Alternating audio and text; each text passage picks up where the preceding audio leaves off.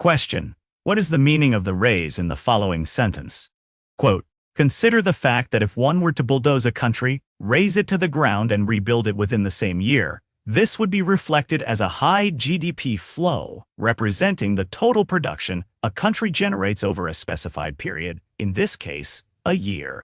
Answer: the word raze means to demolish or destroy completely, often by tearing down or removing the structures, buildings, or other physical features.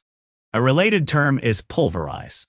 Both raze and pulverize mean to completely demolish or destroy something, often by breaking down into tiny fragments or reducing it to rubble.